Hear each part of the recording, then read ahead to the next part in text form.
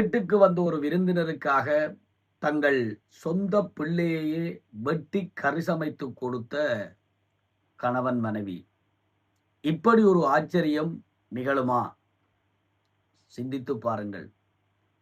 இப்படியும் நடக்குமா என்கின்ற பதிவில் ஒரு உண்மை வரலாற்று சம்பவம் ஒன்றை பார்க்க போகிறோம். ஆச்சரியம், ஆனால் உண்மை. சைவ பாரம்பரியத்தில் விசித்திரமான, நம்ப முடியாத, ஆச்சரியமான அற்புத நிகழ்வுகள் பல நிகழ்ந்திருக்கின்றன. அந்த நிகழ்வுகள் வரிசையில் முக்கியமான ஒரு நிகழ்வு பற்றி பேசப் போகிறோம். பரஞ்சோதி என்கின்ற இயற்பெயர் கொண்டவர். சிவகாமியின் சபதம் என்கின்ற நாவலை படித்தவர்களுக்கு இந்த பாத்திரம் நன்கு அறிமுகமான பாத்திரம்.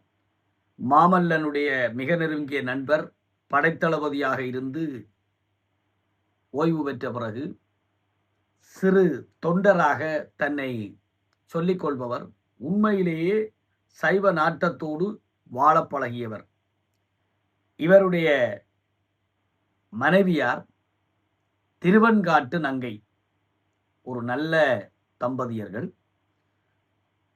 படைத்தளபதியாக இருந்து நூற்றுக்கணக்கான, ஆயிரக்கணக்கான படை வீரர்களை, போர் வீரர்களை கொன்று குவித்த பாவச் செயல் தந்த குற்ற உணர்ச்சியின் விளைவாக, இனி என் வாழ்நாளை ஆன்மீக பாதையில் பழிதுடைத்து என்னுடைய வாழ்நாள் முழுவதையும் அறவழியில் சிந்திக்க வேண்டும், செலவழிக்க வேண்டும் என்று சிவனடியார்களுக்கு திருவமுது செய்வதை ஒரு லட்சியமாக வகுத்து கொண்டு வாழ்ந்து வருகிறார் இந்த சிறு தொண்டர்.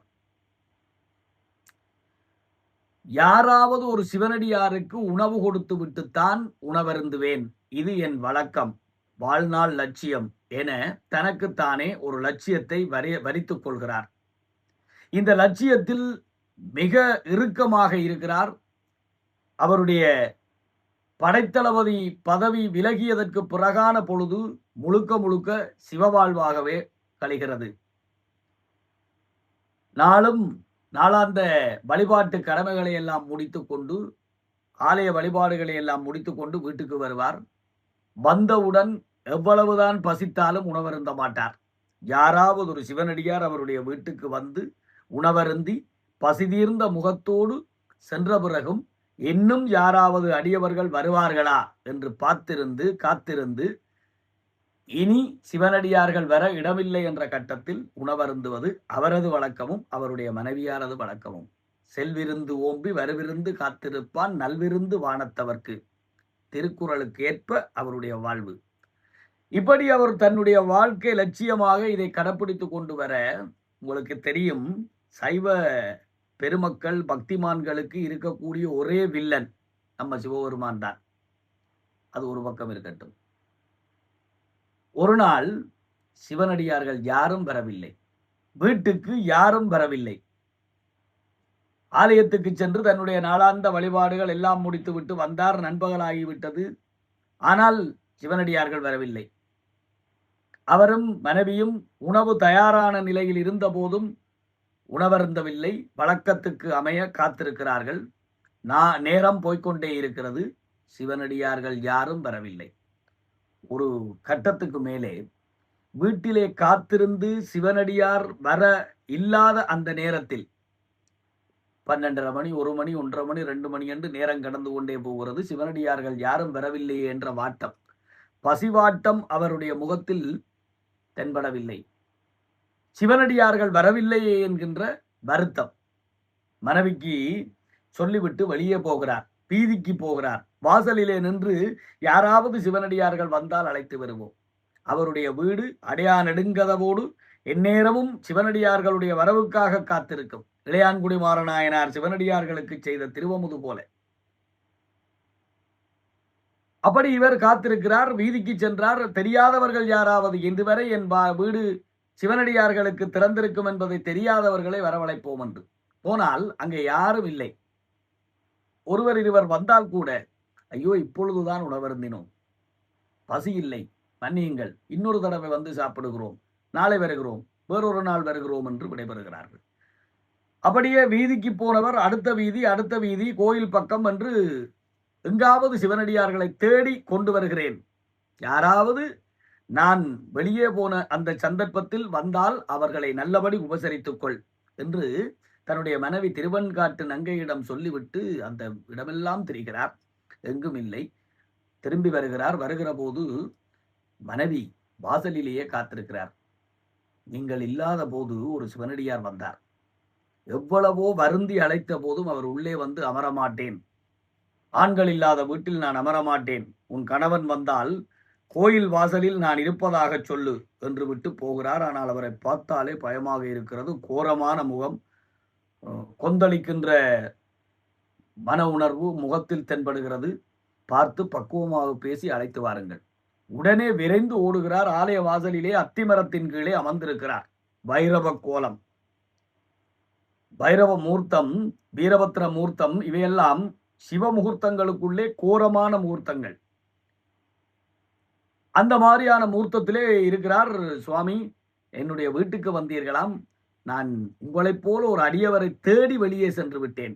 தயை கூர்ந்து வந்தருள வேண்டும், வாருங்கள் உணவருந்தலாம். நிமிர்ந்து பார்த்தார். கோபத்தோடு, இதோ பார், அவ்வளவு எளிதாக ஒன்றும் உன்னால் எனக்கு உணவு போட்டு விட முடியாது. இல்லை சுவாமி, உங்களைப் போன்ற சிவனடியார்களை உபசரிப்பது என்னுடைய வழக்கம்.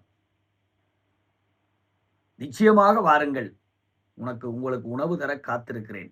இதோ பார், நான் சாதாரணமாக உணவருந்துகிறவர்கள் போல எல்லாம் உணவருந்துவதில்லை. எனக்கு உணவு கொடுக்க உன்னால் முடியாது. அப்படி சொல்லிவிடாதீர்கள் சுவாமி. தயவு செய்து தாங்கள் என் வீட்டில் திருவமுது உண்ண வேண்டும். எனக்கு உணவு தருவதாக இருந்தால் அதற்கு சில நிபந்தனைகள் இருக்கிறது. அதை உன்னால் கடைபிடிக்க முடியாது. இல்லை சுவாமி, நீங்கள் என்ன நிபந்தனை விதித்தாலும் உங்களுக்கு உணவு தர காத்திருக்கிறேன். உங்களுக்கு உணவு தர சித்தமாக இருக்கிறோம். தயவு செய்து வீட்டுக்கு வாருங்கள். நான் சைவ போஷணம் உண்ணுவதில்லை,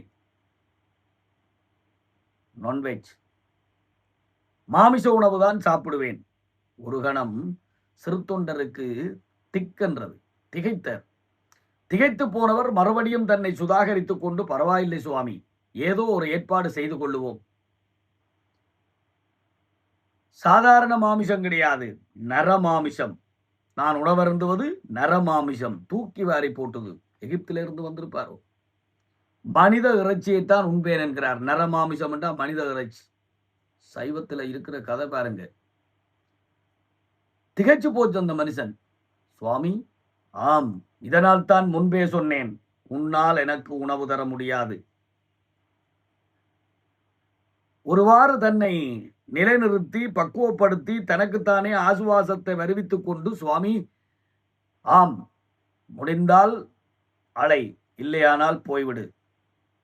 சரி சுவாமி, தருகிறேன், வாருங்கள். அது மட்டுமில்லை, 5 வயசான ஒரு ஆண் குழந்தையை, அதுவும் சொந்த தாய் தந்தை 2 பேருமாக சேர்ந்து வெட்டி கரிசமைத்து எனக்கு விருந்து படைக்க வேண்டும். அப்படியே தூக்கி வாரி போட்டு, சோதனை மேல் சோதனை போதுமடா சாமி, வேதனைதான் வாழ்க்கை என்றால் தாங்காது பூமி என்ற மாதிரி ஒவ்வொரு கேள்வியும் அப்படியே. அன்றையோடு நாங்களா இருந்தா எங்களோட லட்சியம் போயிருக்கும்.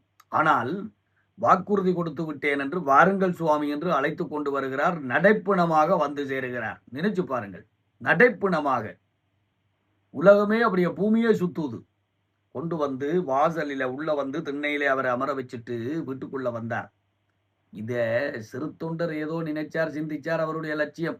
இத மனைவியார் ஏற்றுக்கொள்ளுவாரா? சிந்தித்து பாருங்கள். யதார்த்தமாக இப்படி ஒரு சம்பவம் நடக்குமா? நடக்க முடியுமா? உள்ளே வந்து கணவனுடைய லட்சியம்தான் தனக்கு லட்சியம் என்று வாழுகிற அந்த திருவெண்காட்டு நங்கை, உத்தமமான பெண்மணி, அவரை அழைத்து வந்து, என்னதான் உத்தமமான பெண்மணியா இருந்தாலும் பெத்த பிள்ளைய வெட்டி கரிசமைத்து கொடுக்க எந்த தாய் துணிவாள்? நினைத்து பாருங்கள். அப்படி அவள் மறுத்திருந்தால் அதை வைத்துக் கொண்டு நாங்கள் உத்தமம் இல்லாதவள் என்று சொல்ல முடியுமா? ஆனால் அந்த அம்மா அந்த பெண்மணிகிட்ட வந்து, தாயே, இப்படி ஒரு சோதனை என்ன செய்வது? ஒரு இயல்பான நல்லியல்பு கொண்ட பெண்மணி பதறி இருப்பார் இல்லையா? பதட்டத்துக்கு மத்தியில அறம்பளத்த அந்த சீமாட்டி குருகுலத்திலே படிக்க போயிருக்கிற பிள்ளையை வீட்டுக்கு பின்புறமாக சென்று அழைத்து வாருங்கள் என்று பொங்கி வந்த அழுகையை அடக்கி கொண்டு தாங்க முடியாத துயரத்தோடு, இது இறைவனுடைய சோதனை, இந்த சோதனையை நாங்கள் கடந்தாகவே வேண்டும், வேறு வழியில்லை, அழைத்து வாருங்கள். அதைவிட அதிர்ச்சியா இருந்திருக்கும் திருத்தொண்டருக்கு.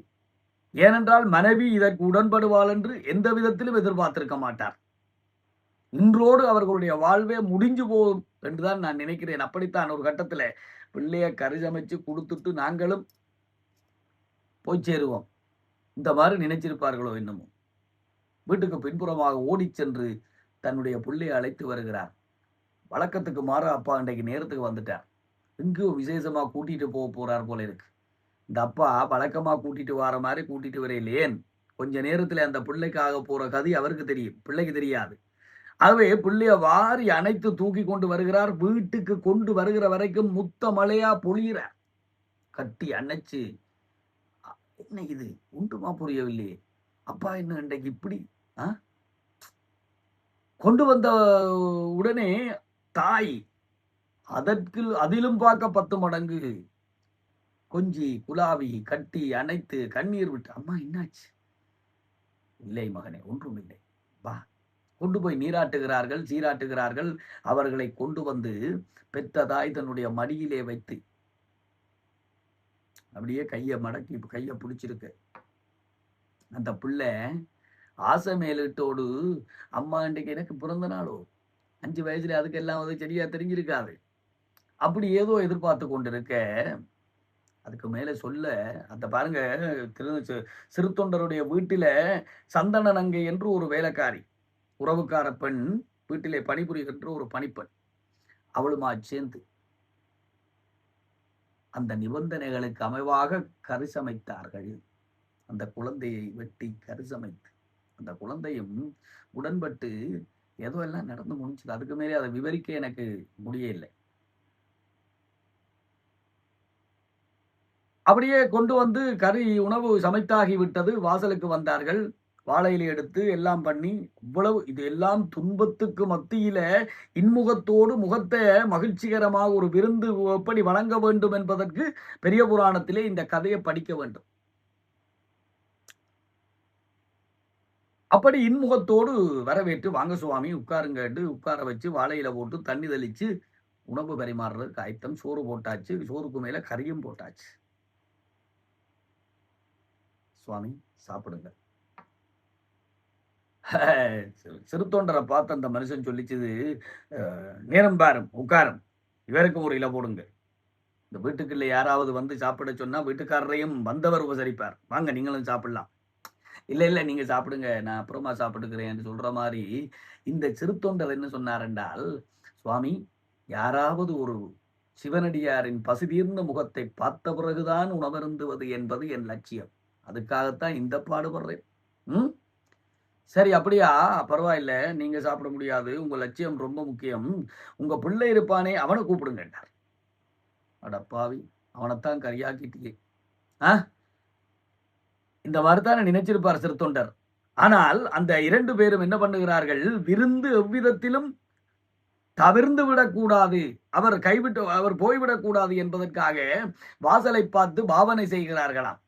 சீராள தேவன் என்று அவனுக்கு பெயர். சீராளா என்று கூப்பிட்டார்கள் 2 பேருமாக சேர்ந்து. ஆச்சரியம் பாருங்கள்.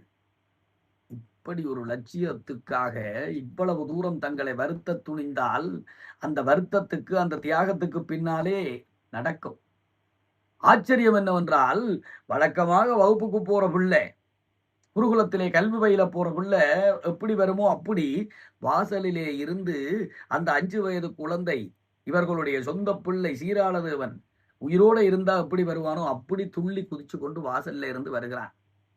ஆச்சரியம் மேலிட்டு ஆச்சரியம் தாழாம வாசலை பார்க்கிறார்கள். இது கனவா, கற்பனையா, நினைவா, ஒன்றும் புரியவில்லை. ஓடி போய் அப்படியே வாரி அணைத்துக் கொள்ளுகிறாள் திருவெண்காட்டு நங்கை. திரும்பி பார்க்கிறார்கள். வந்த வைரவ மூர்த்தமாக வைரவ கோலத்தோடு வந்த சிவனடியாரை காணவில்லை. இலையிலே இடப்பட்டிருந்த பிள்ளைக்கரியை காணவில்லை. சிவனடியார் போய்விட்டார் என்கிறது வருத்தமா? இப்ப இல்ல, பிள்ளை கிடைச்சு விட்டானே என்ற மகிழ்ச்சி. அப்படியே ஒரு நெகிழ்ச்சி பொங்க திரும்பி பார்க்கிறார்கள். வானத்திலே அண்ணாந்து பார்க்கிறார்கள். இடபாரூட மூர்த்தியாக சிவபெருமான் உமாதேவியாரோடு காட்சி கொடுக்கிறார். செயற்கரிய செய்த பெருந்தொண்டனே, சிறு தொண்டன் என்கின்ற பெயரோடு நீ செய்த தொண்டிருக்கிறது, அது பெருந்தொண்டு, அருந்தொண்டு. உன்போல் லட்சியத்தை காத்தவர்கள், பேணியவர்களை நான் கண்டதில்லை. நெடூழி காலம் வாழ்க, சகலதும் பெற்று பெருவாழ்வு வாழ்க. சந்தன நங்கைக்கு, திருவெண்காட்டு நங்கைக்கு, சிறுத்தொண்டர், இந்த பரஞ்சோதி சிறுத்தொண்டருக்கு, சீராளதேவன் என்கிற இந்த 4 பேருக்கும் என்றுமில்லாத முத்திப்பெரு வாழ்வை நல்கி சிவபெருமான் விடைபெற்றார் என்று செய்தி. இந்த சம்பவத்தை ஒரு வன்கொடுமை சட்டத்தின் கீழே ஒரு ஒரு ஒரு தவறான பார்வையிலே இன்றைக்கு சட்டம் பதிவு செய்யும். இன்றைக்கு இருக்கிற மனித உலகம் அப்படித்தான் அப்படி பார்க்கக்கூடாது. பக்தியினுடைய உச்சமாக பார்க்க வேண்டும். லட்சியத்தினுடைய மிக உயர்ந்த ஒரு பண்பாடாக, உன்னதமாக பார்க்க வேண்டும். லட்சியம் என்று ஒன்று வந்துவிட்டால் அதிலே உறுதியாக நின்றால் எதையும் லட்சியத்துக்காக இழக்கத் துணிகின்ற அந்த மனதைரியம், மன உறுதி என்பது சிறு தொண்டருடைய. பாருங்கள், இப்படியும் நடக்குமா என்கின்ற இந்த பொருளிலே எங்கள் சைவத்திலே எத்தனை ஆச்சரியங்களை பார்க்க முடியும். பிள்ளைகள் இதையெல்லாம் படிக்க வேண்டும். அதாவது இது உணர்வை கொள்ளுகிறது, இப்படியெல்லாம் இதையெல்லாம் சொல்ல முடியுமா? அப்படியெல்லாம் இல்லை. நடந்தது பக்தி, இதன் ஊடாக கற்றுக்கொள்ள வேண்டியது இருக்கிறது.